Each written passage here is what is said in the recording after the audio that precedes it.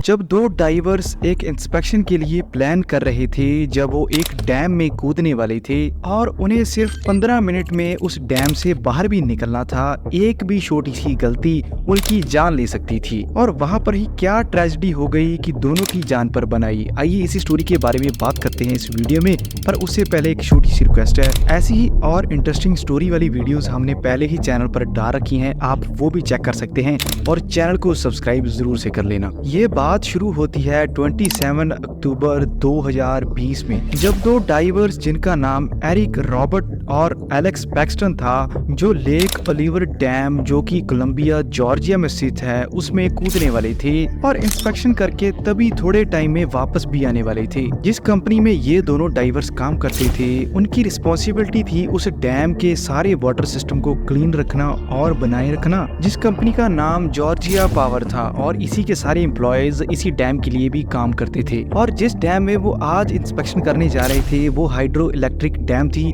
जो कि पानी के फ्लो के साथ इलेक्ट्रिसिटी पैदा करती थी। इसी डैम के ही एक गेट को खींचने वाली चैन, जो कि बहुत अंदर तक थी, वो खराब हो चुकी थी। तो उसे इंस्पेक्ट करने के लिए ये दोनों डाइवर्स नीचे जा रहे थे। ये दोनों डाइवर्स अपनी टीम के साथ बैठकर इस डैम को इंस्पेक्ट करने का पूरा प्लान बना लेते हैं। और दोनों डाइवर्स बहुत ज्यादा कॉन्फिडेंट भी थे, क्योंकि उन्हें एक्सपीरियंस था कई सालों का इसी काम में। पर फिर भी इन डाइवर्स के लिए सबसे बड़ा रिस्क होने वाली थी नीचे एनर्जी वाली चीजें, जैसे कि कोई पाइप जो तेजी से अपने अंदर पानी खींचती हो, और इसी के साथ ऐसे चेम्बर्स जिनमें पानी फ्लो करता हो, क्योंकि ये बहुत ज्यादा डेंजरस और फास्ट फोर्स वाले हो सकते हैं, जो कि डाइवर्स को अपने अंदर बहुत तेजी से खींच सकते हैं। और एक डाइव से पहले जब भी कोई वहां मेंटेनेंस के लिए पहुंचा होता है, वो आते ही वक्त वहां पर टैग्स लगा कर आता है अकेले वाल्व और पाइप्स पर, कि दूसरे डाइवर्स को पता चल सके कि यहाँ पर खतरा है, ये चीज सही नहीं है। और इंस्पेक्शन के वक्त वो सीधा उसी चीज पर पॉइंट पर पहुंचे जिन्हें वो ठीक करने आए हैं। और इसीलिए ये सुचेत जरूर किया जाता है कि जितने भी वाल्व और पाइप्स अंदर होने वाली हैं डैम में,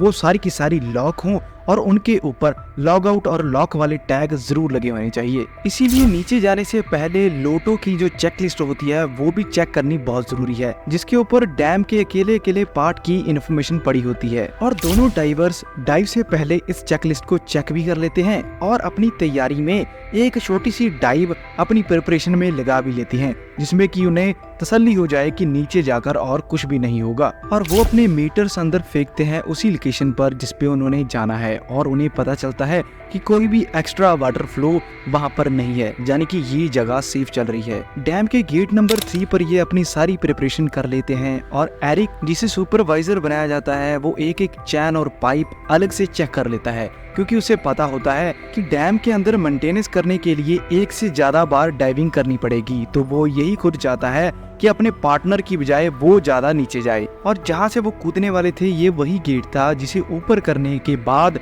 सारा का सारा पानी का फ्लो अंदर डैम में जाता है। एंड इसी के साथ एरिक तैयार हो जाते हैं नीचे डैम में कूदने के लिए। जैसे उन्होंने प्लान किया था, 20 फुट नीचे जाते ही वो चैन को देखते हैं तो चैन बढ़िया पड़ी थी, और वो फिर भी इंस्पेक्शन करते करते नीचे जाना शुरू कर देते हैं।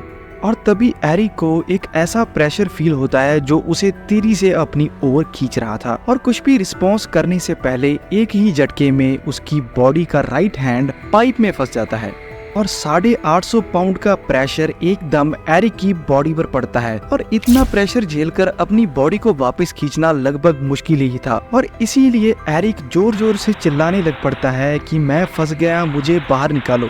और ऊपर से पानी का प्रेशर इतना ज्यादा पड़ रहा था कि अपनी चेस्ट को पीछे खींचकर सांस लेना बहुत ज्यादा दिक्कत दे रहा था। ऊपर से दूसरा डाइवर एरिक अपनी पूरी जान लगाकर एलेक्स को ऊपर खींचने की ट्राई करता है, लेकिन वो कर नहीं पाता। ऐसा क्या था कि एलेक्स और इवन डैम के ही कुछ एम्प्लॉयज भी नहीं समझ पाए कि नीचे क्या हो रहा है, क्योंकि इससे पहले उन्होंने पूरे 30 मिनट्स लगाए थे सारी की सारी वाल्व्स, लॉग आउट टैग्स और सभी चीजें चेक करने में। पर इसमें सबसे बड़ी गलती होती है लोटो चेकलिस्ट की, जिसमें ये मेंशन नहीं किया जाता कि जहां पर चैन को ऊपर खींचा जाता है वहां पर एक और बड़ी सी पाइप भी है, जिसमें कि अब एरिक फंसे हुए थे। ये पाइप इसलिए लगाई गई कि जब चैन को और गेट को ऊपर लाया जाता था तो वहां पर पानी इकट्ठा होता था। अगर गेट पूरा खोल दिया जाए तो पानी इतनी तेजी से अंदर जाता कि वहां पर जाकर सारे डैम के सिस्टम को ही तोड़ देता। इसीलिए इस पाइप को यहाँ पर लगाया गया कि थोड़ा थोड़ा पानी का फ्लो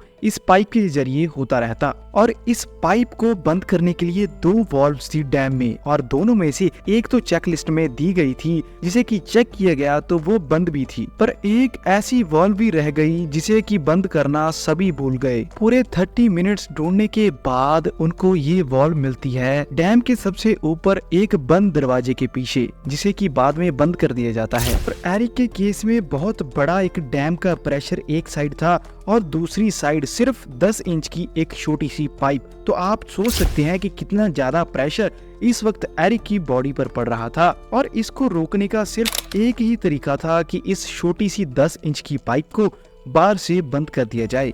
और इसी 10 इंच की पाइप के बीच एलेक्स अपनी जिंदगी के लिए लड़ रहा था, जहां पर उसे सांस लेने में भी दिक्कत आ रही थी। बहुत लंबा समय अपना स्ट्रगल करने के बाद एरिक सांस छोड़ देते हैं, और वहीं 10 इंच की पाइप में उनकी डेथ हो जाती है। और बाद में जॉर्जिया पावर कंपनी पर बहुत बड़ा केस एलेक्स की फैमिली के द्वारा किया जाता है, जिसमें कि बाद में सेटलमेंट दोनों ओर से हो जाती है और एलेक्स की फैमिली अपना केस वापस ले लेती है, और इस सेटलमेंट को डिस्क्लोज बिल्कुल भी नहीं किया जाता। एलेक्स की मौत के पीछे सबसे बड़ा कारण थी वो चेकलिस्ट और डैम की कुछ ऐसी ड्राइंग्स जो जॉर्जिया कंपनी को डैम वालों के द्वारा दिए गए थे, जिसमें कि ये छोटी सी पाइप मेंशन ही नहीं की गई, जिसके कारण एलेक्स आज हमारे बीच नहीं है।